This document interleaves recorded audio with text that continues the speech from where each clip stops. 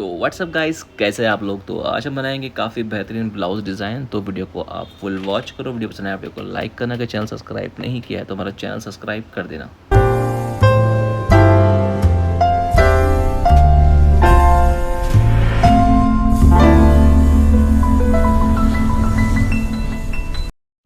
तो आज हम ये डिज़ाइन बनाने वाले हैं। इस पे जो वर्क किया हुआ है पूरा काफ़ी ज़्यादा भरा हुआ है, घना वर्क किया हुआ है।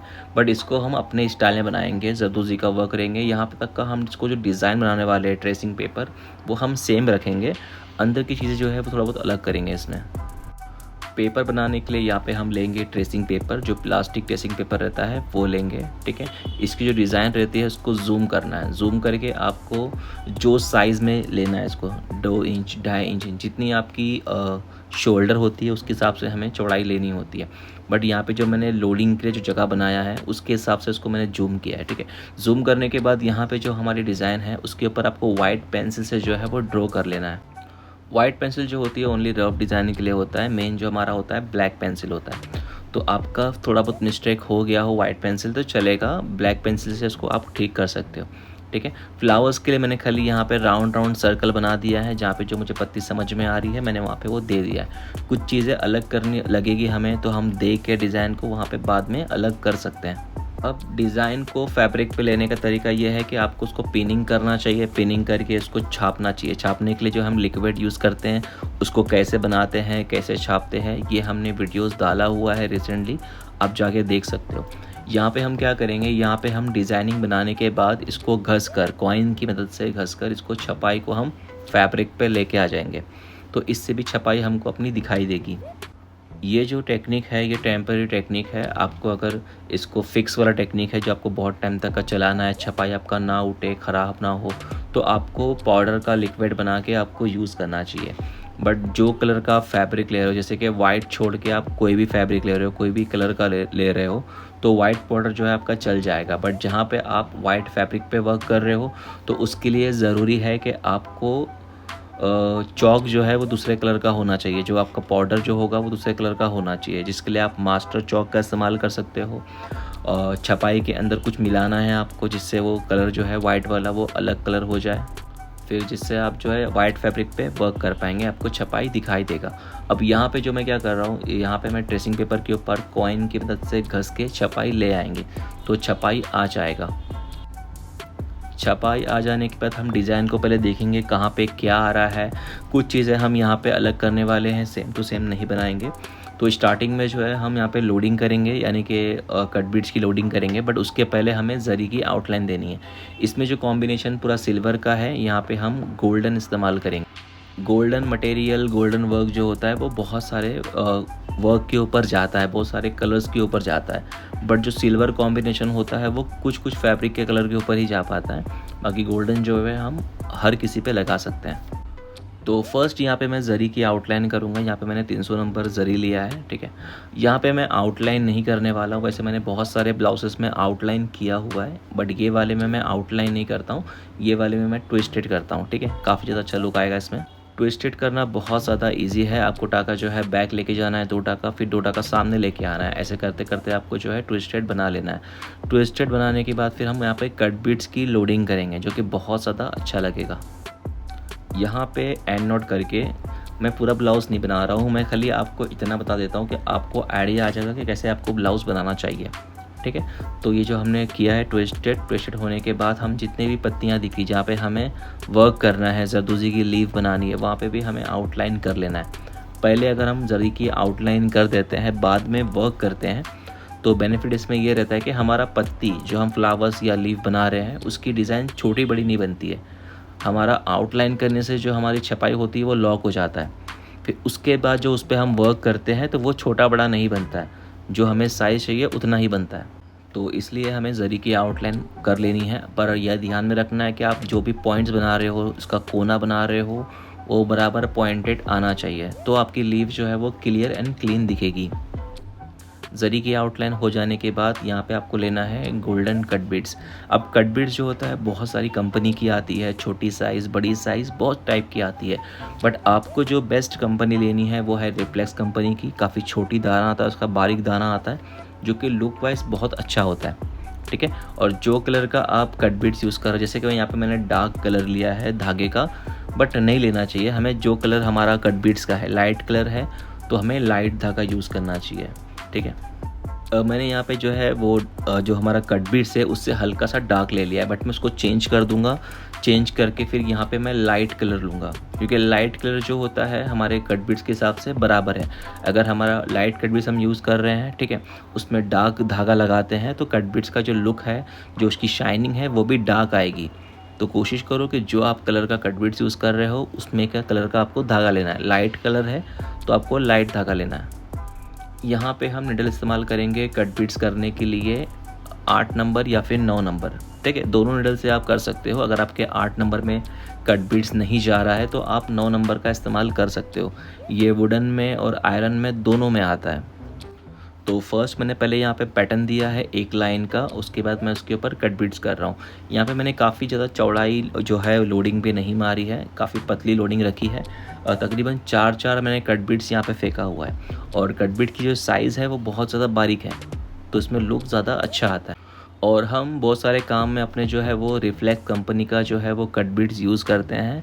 रीज़न यही है कि बहुत टाइम तक चलती है, जल्दी काला नहीं पड़ता है। वैसे आपको कोई भी कंपनी जो है ये गारंटी नहीं देगी कि आपका मटेरियल काला नहीं पड़ेगा। उसको सेफ़ रखने का कोई तरीका होता है, कुछ तरीके होते हैं, वो हमें फॉलो करने होते हैं। तो हमारा जो कट बीड्स है या बीड्स है जल्दी काला नहीं पड़ता है। बट ये चीज़ आपका फैक्ट है कि कोई भी मटेरियल आपका काला ज़रूर पड़ता है उसको रखने के हिसाब से। जैसे जरदोज़ी हो गया, जल्दी काला नहीं पड़ता है, बहुत टाइम तक का चलता है, ठीक है।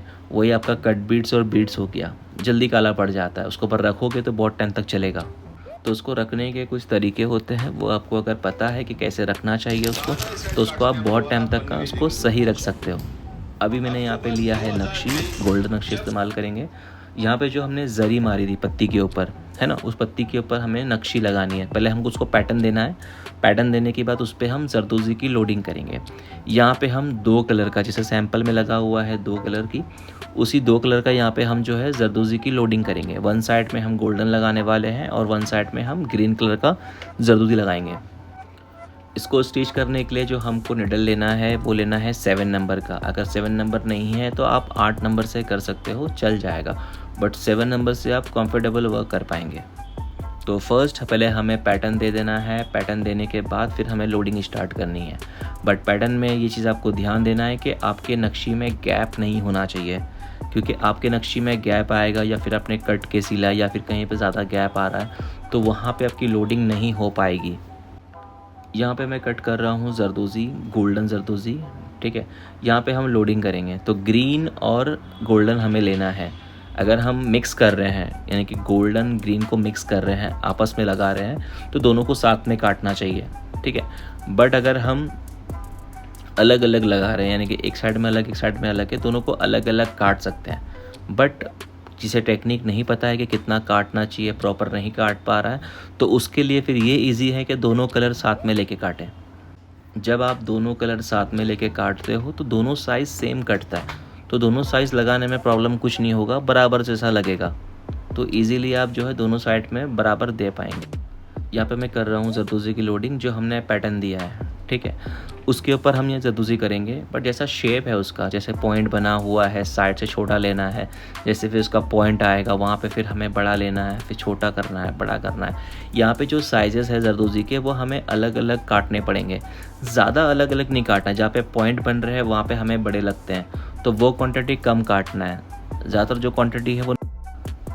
क्वान्टिटी है ना वो आपको छोटे वाले की काटनी है, जहाँ पे हमें कंटिन्यू लग रही है, ज़्यादा लग रही है।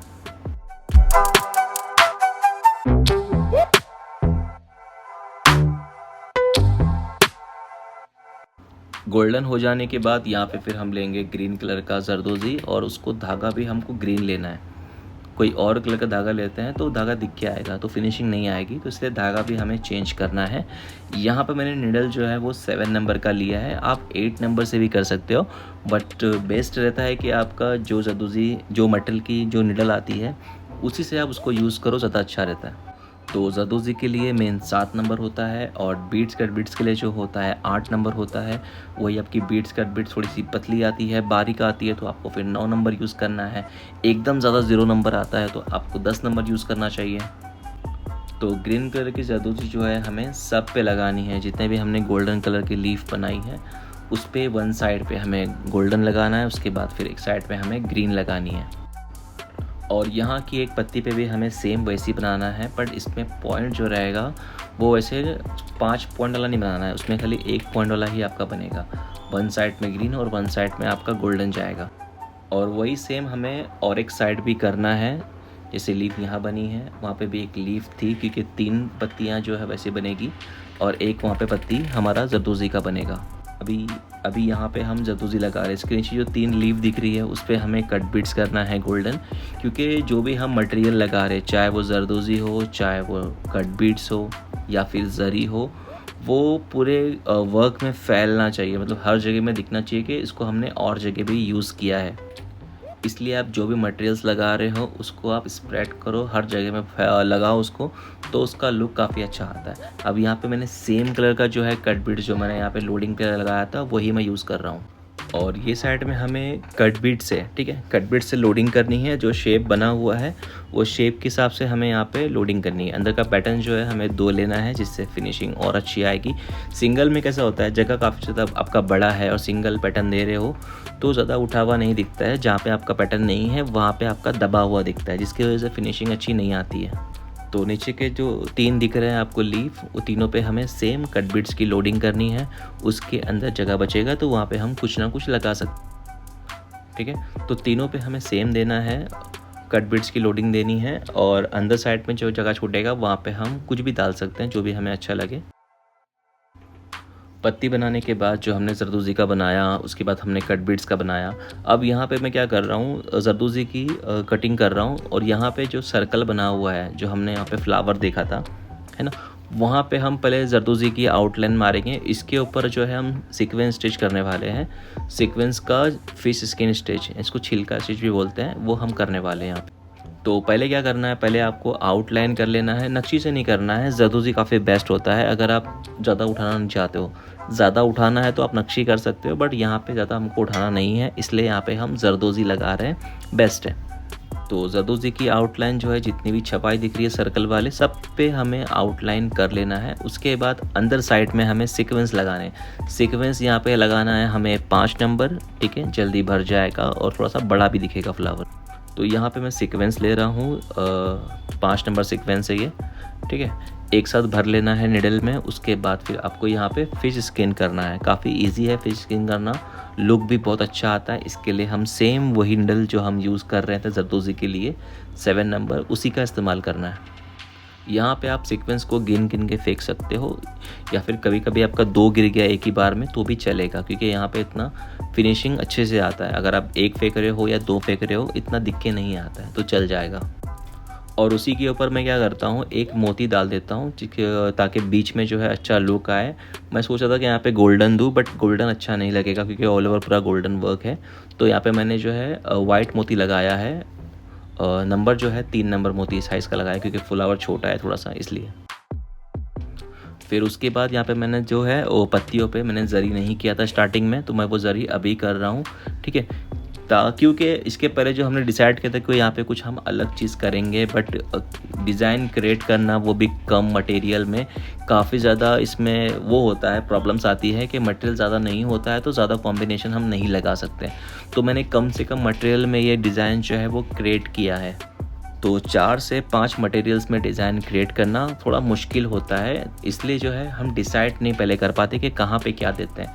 जब हम काम करते रहते हैं, काम करते करते माइंड में आता है कि हाँ यहाँ पे ये डाल देते हैं तो अच्छा लगेगा, वही चीज़ जो है हमने बाद में इसलिए ज़री की है।